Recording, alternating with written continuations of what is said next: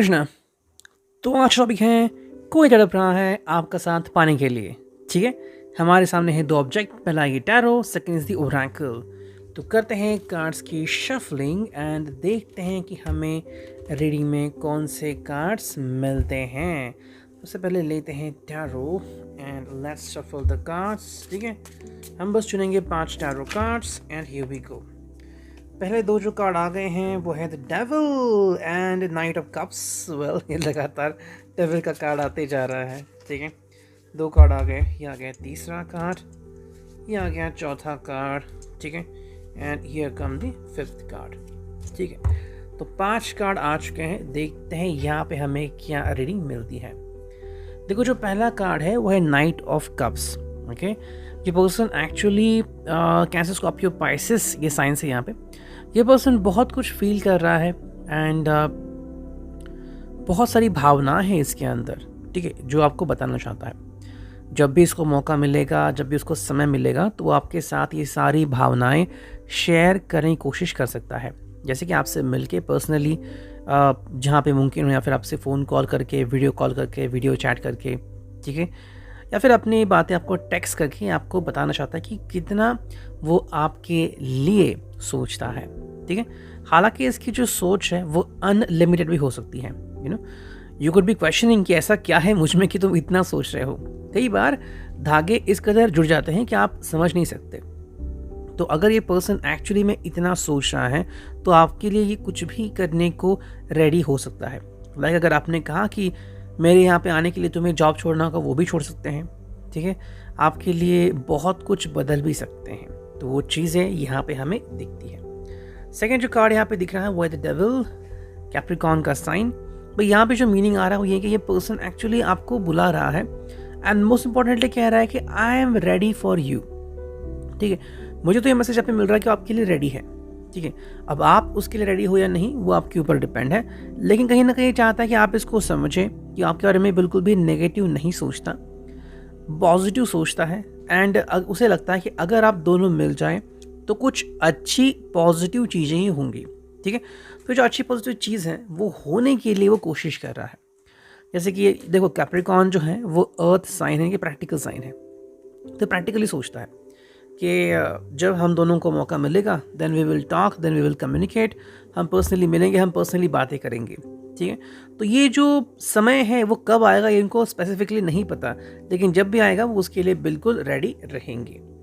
Next card यहाँ पे आ गया है वो है 3 ऑफ वॉन्ड्स, एरीज लियो सैज। जहाँ पे हम देख सकते हैं कि भाई वेटिंग पीरियड तो है यहाँ पे, लेकिन ये पर्सन शायद किसी रिचुअल के बारे में सोच रहा है। जैसे कि आपकी शादी हो, सगाई हो, ठीक है, या फिर कमिटमेंट। जैसे कि लोग कमिटमेंट देते हैं एक दूसरे को, और वो भी किसी स्पेसिफिक जगह पे, जैसे कि जो उनकी फेवरेट जगह हो वगैरह वगैरह। तो ये सोच रहे हैं कि मे बी आप दोनों कब कमिटमेंट दोगे या फिर कब आपकी सगाई की अनाउंसमेंट होगी। ठीक है, शायद आप इसे फ्यूचर कह सकते हैं कि फ्यूचर के बारे में अभी से कह रहे हैं। हालांकि शायद अगर आपका मन नहीं है कि आने वाले 2-3 सालों तक आप इसके बारे में सोचें, लेकिन ये पर्सन तो इसको सोच के ही आगे बढ़ रहा है। ठीक है, तो इसकी सोच में कुछ आपको बाकी के बदलाव नहीं दिख रहे हैं। बस यही बात है कि पर्सन चाह रहा है कि ये आपके साथ अपनी ज़िंदगी बिताएं।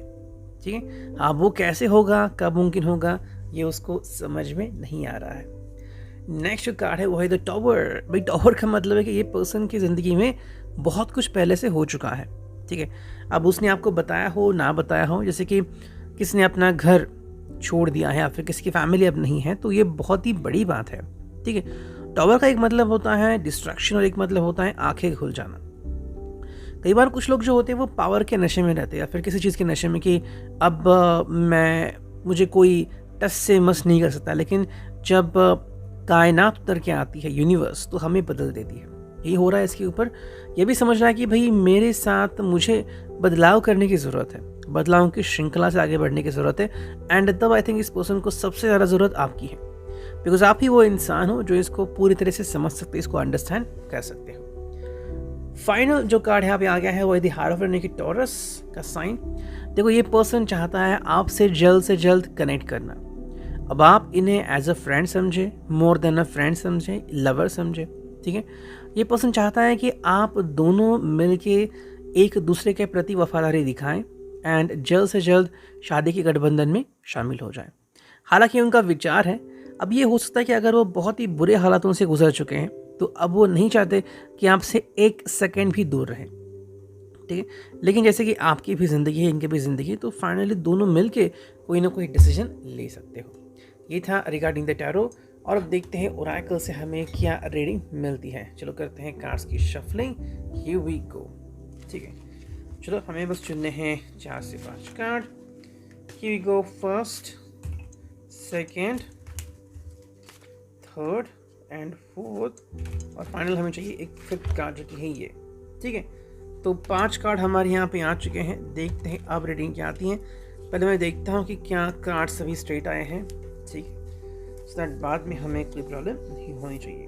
ठीक है, ये हमने लिए हैं straight cards and here we गो।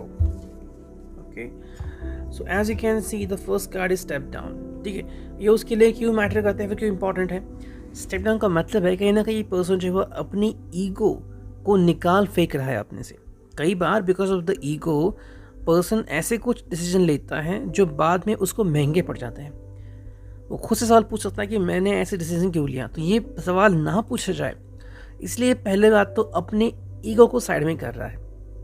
यहाँ पे जो मैटर करते हैं वो सिर्फ उसके जज्बात, ना कि वो किस फैमिली को बिलोंग करता है, वो कितना रिच है, इसका कोई फ़र्क नहीं पड़ता। अगर वो आपसे प्यार करता है तो यही यहाँ पे इम्पॉर्टेंट है। सेकेंड जो कार्ड है यहाँ पे वो है स्पीचलेस। अगर आप इनसे पूछे जाओ तो कई बार ये शांत भी हो सकते हैं। ठीक है, मतलब बताने के लिए कुछ है नहीं, बिकॉज ये पर्सन प्यार में है। और जब इंसान प्यार में होता है तो उसकी आंखें, उसका मन बहुत कुछ बोलने लगते हैं। तो जो कार्ड है वो है आर यू मिसअंडरस्टैंडिंग। अगर आप दोनों के बीच कुछ बातें हुई हैं जो शायद आपको नहीं समझ में आ रही है, या फिर आपको लग रहा है कि ये अभी भी फ्रेंड है और ये अगर मोर देन फ्रेंड होना चाहते हैं, तो कहीं ना कहीं पे थोड़ी सी गलती कोई ना कोई तो कर रहा है। इसलिए आपको पूछ रहे हैं कि क्या आप गलती कर रहे हो। और अगर आप इनको क्लियर साइन नहीं दिया है तो आपको इनको क्लियर साइन देना होगा, तो ये भी समझ आए कि आपके मन में एग्जैक्टली क्या चल रहा है। फोर्थ जो कार्ड है वो है I need to make a move. ये जल्द से जल्द आपसे मिलके बातों को सेटल करना चाहते हैं, ताकि आपके और इनके दिल में मैल ना रहे। दोनों ही कहे कि भाई फाइनली हमने तो कोशिश की है। ठीक है, देखो अगर आप दोनों एक दूसरे को चाहते हो तो हालात को आप दोनों मिलकर कंट्रोल कर सकते हैं। बहुत सारे लोग भी आपकी हेल्प के लिए आ सकते हैं। लेकिन अगर आपने एक दूसरे को अपने दिल की बात नहीं बताई तो कैसे चेंजेस कर पाओगे। एंड जो फाइनल कार्ड हमें यहाँ पे दिख रहा है वो है गॉन अवे।